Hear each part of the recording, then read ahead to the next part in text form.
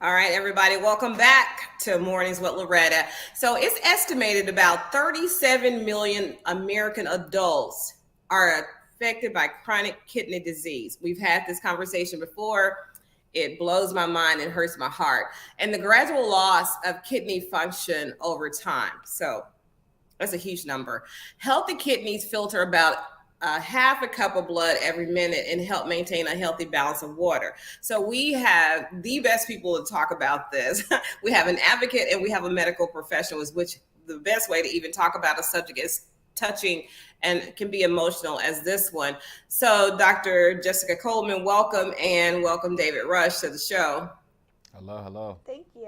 Happy to be here. Okay, so since symptoms don't generally appear until it's advanced, which is so sad to me, up to 9 in 10 adults with CKD don't even know they have it.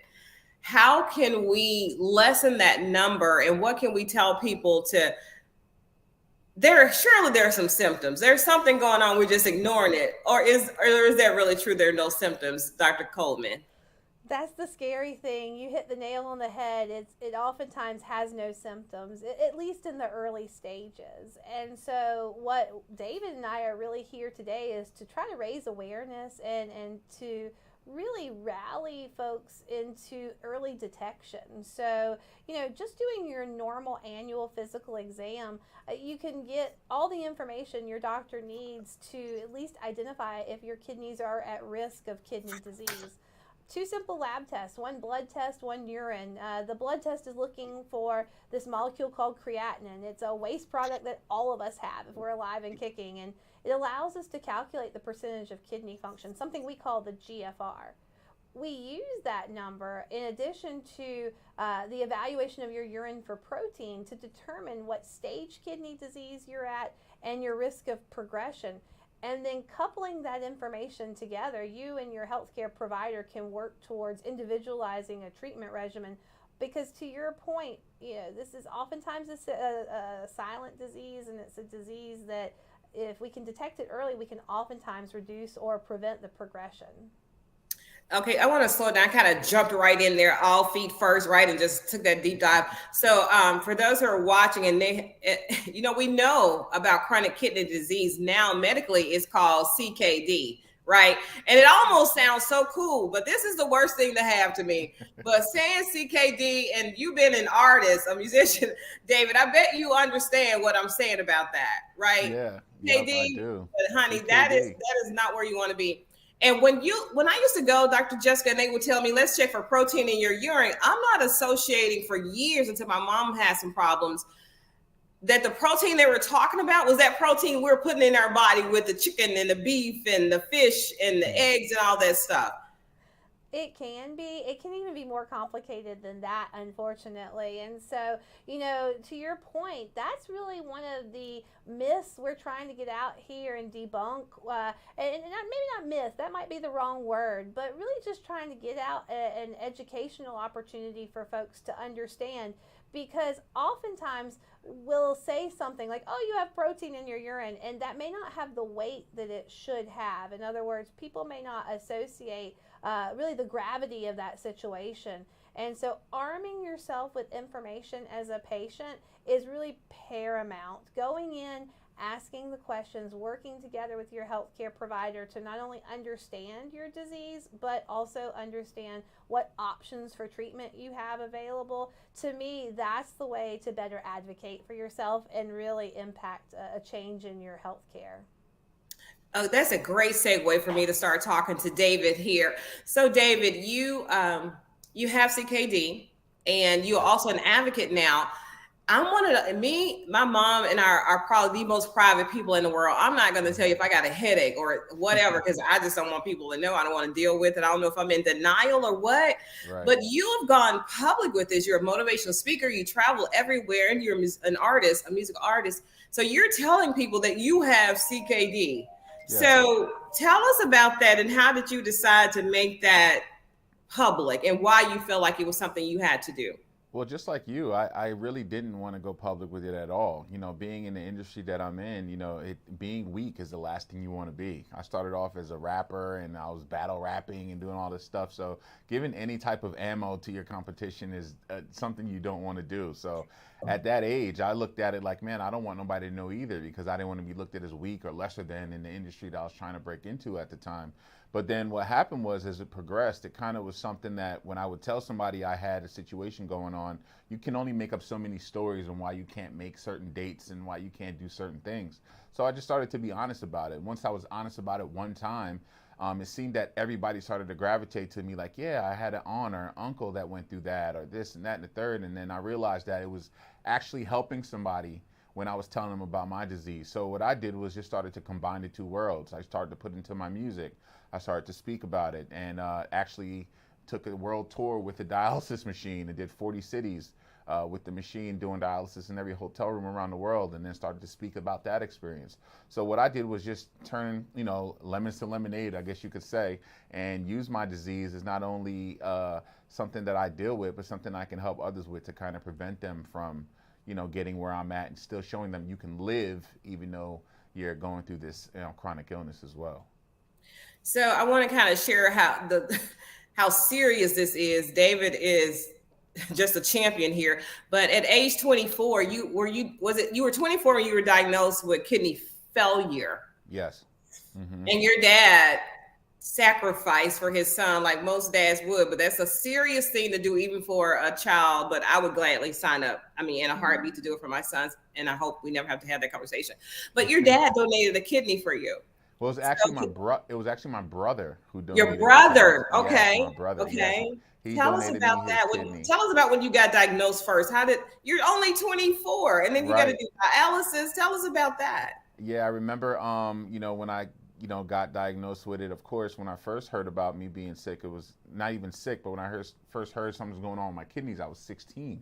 I went to college, not even thinking about it, not dealing with it. I came home, and my girlfriend at the time, now wife, took me to her job and got a physical done. And that's when I realized that my creatinine levels were all out of whack and everything was going on with me.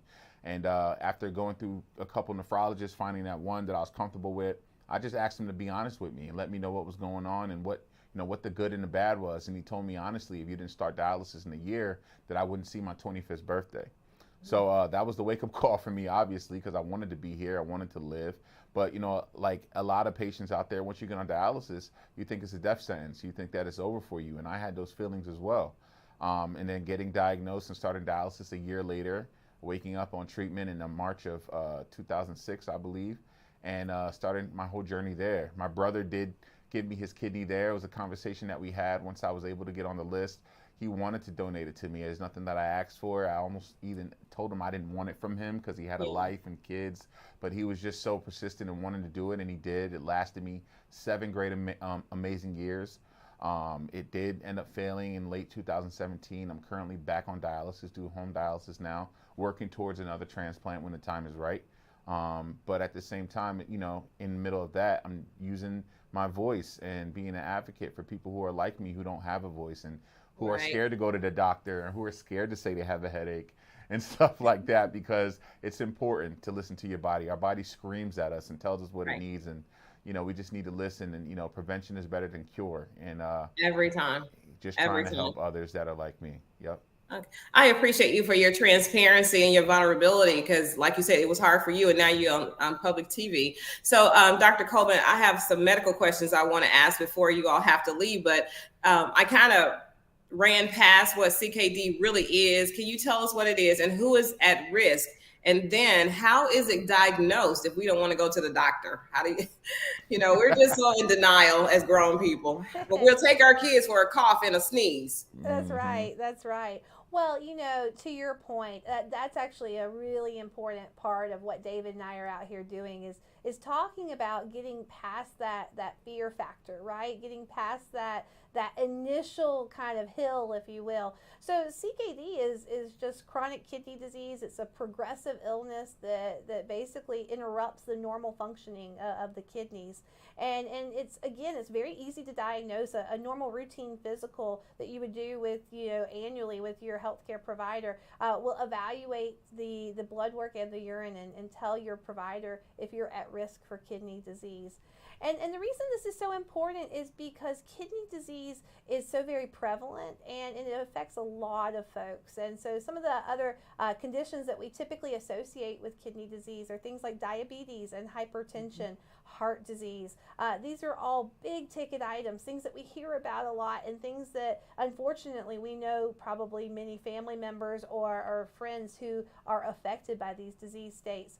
But kidney disease often goes untalked about, and because of that, complications can arise that can also be silent and unfortunately sometimes deadly. Things like HK or hyperkalemia, fancy way of saying high potassium in the blood. So David and I are getting out here basically trying to raise awareness and to arm patients with education and the ability to advocate for themselves, and it starts with identification.